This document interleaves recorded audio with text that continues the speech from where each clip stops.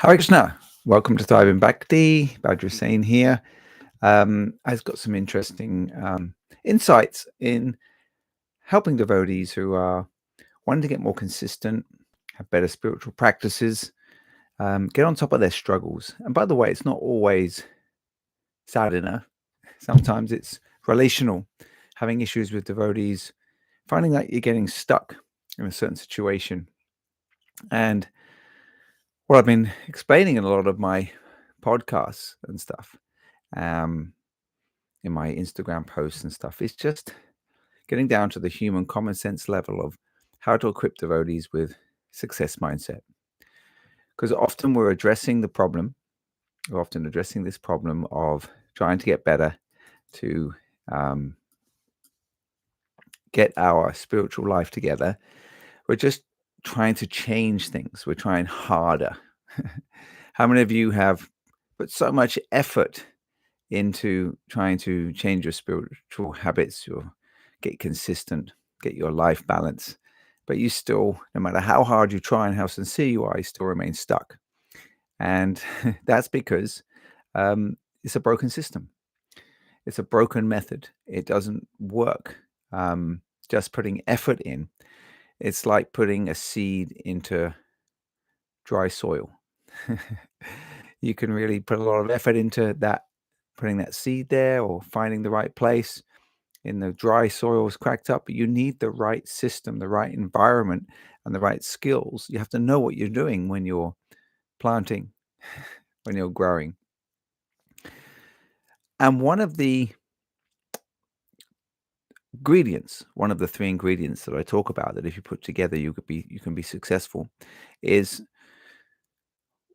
mindset. So let me break that down into a real simple analogy.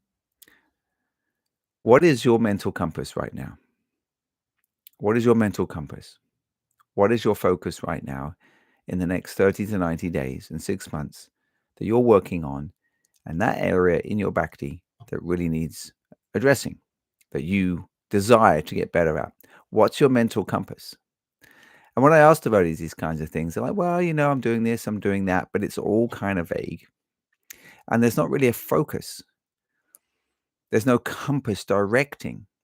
And so let's come down to the machine you're operating in. So let's come that right down down from Rasa Leela to working with the material brain or mind.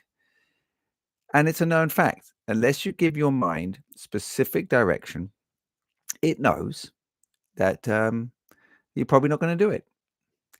And when you repeatedly say you're going to do something and you don't do it, you're telling your subconscious, your program, your software, your hardware, however you want to look at it, that you don't do what you say you're going to do.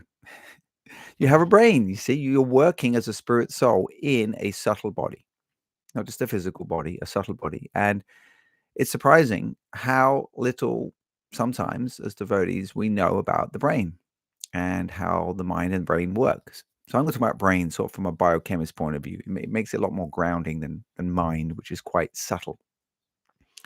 So if you don't direct your brain to exactly, and you give it measurable, specific instruction, the chances of you doing that activity are reduced dramatically. I'll give me an example. Tomorrow I'm going to go to the gym. Yeah, I really want to go to the gym tomorrow, do some exercise. Yeah, I'm probably definitely going to go. So what do you guys think? What do you all think? Do you think I'm going to the gym tomorrow? I know you're probably thinking, maybe, right? So's your brain. So's that part of you, that lower self, that part of the fear part of the brain. Yeah, let's see. Because what does your brain and lower self naturally default to? So again, you have to know what your brain and mind default to. That is comfort, fear, limiting beliefs, protection, survival. This is and carnal. That's why we follow the regular principles, because we don't want to come under the carnal or primitive or lower stuff. Now, if I say this, I'm going to the gym at 10 a.m. tomorrow. I'm leaving at 10:02. It takes me 10 minutes to get there, and I'm going to do half an hour of upper body work and lower legs. And I'm going for exactly 30 minutes at 10 a.m. tomorrow. It's booked in, it's in my diary. Do you think I'm going to the gym tomorrow? Of course you do. Now, the fact that you're convinced, more convinced, there's no certainties, but there's a higher percentage of probability that I'm going because I'm telling my brain. In the Bhagavad Gita, Prabhupada explains in the purport that a yogi plans what to do with his senses in advance. So a lot of times we're waking up or the night before, are we making a plan? Are we actually really sure what we're going to do with our mind and senses the next day? Of course, in a temple situation, you have no choice. You rise at 4, Mangaladi 4:30, Tulsi Puja. There's a routine, there's a structure. So whether your brain's planned it or not, someone's going to wake you up. So that's the third ingredient around accountability, getting around a supportive environment. Yeah. But what happens when devotees leave? When you don't have all that support, when you don't have the structure of the temple, and you're at home and you're working, or kids, you've got a spouse, and so many responsibilities going through different stages of life. Maybe your sleep's up and down. Maybe you can't follow a full regiment of a morning regime of a full program. What are you going to do? You've got to have a plan. So your mental compass is really key. So if you want to improve, just looking at one aspect of one ingredient today, you've got to have a mental compass. And successful people know, it's a known fact in neuroscience, neurophysics, that 90 days is a great time frame. It's not so far away. It's not too close, but it's a nice specific, and you can break it down into 30 days. So if you're not reading, or you're not reading enough, or you're not chanting how you want, or enough rounds in one go, then give yourself a 30-day decision and make it specific. So not just, I'm going to chant 8 rounds every day. Great. Let's get specific. I'm going to wake up at 6 a.m. and I'm going to chant 8 rounds from 6 till 7 every day for the next 30 days. And I'm going to do it in my living room, sitting on this particular cushion. I'm not going to move. I'm going to prep everything the night before to make sure everything's there when I chant in the morning. And it's in my diary. And when I wake up in the morning, I've got a little note telling me you're chanting from 6 till 7, my 8 rounds. And you have a little tick box in the evening. Did I do it? Did I not do it? That is a system. That is a plan. And that's how you do it. And if you can start with just 30 days, and then you break it down into, I've just got to do a week. I'm going to do 7 days. Start with the first 7 days, focus on that. And then do even better than that. Tomorrow, I'm just focusing on 1 day at a time. Tomorrow, I wake up. Next day. Tomorrow, I wake up. And you do that for 30 days. Now, when you have that level of direction, it doesn't have to just be around spiritual habits. It can be areas of your life you're trying to develop, confidence, better communication, building a relationship with someone. So that's just one ingredient, but that ingredient alone won't do it on its own. But that is a definite where you need to change your mindset to one of knowing you need a mental compass. You need to know what you're heading to do. Rather than, I'm just trying to be Krishna conscious, getting on with the day. No. I mean, even materially, that doesn't work so well.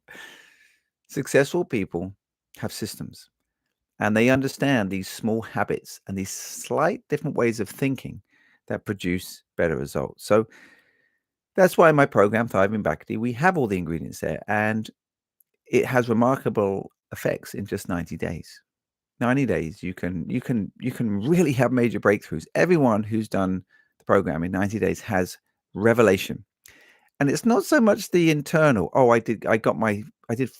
up to 8 rounds in 90 days. I wasn't consistent before that. Or now I'm doing 15 minutes reading every day and I didn't know I could do that. But the win is inside. Because once you build momentum, once you start to get wins, you build confidence. You become more enthusiastic. And you start to build you're building a habit and you're building a mindset.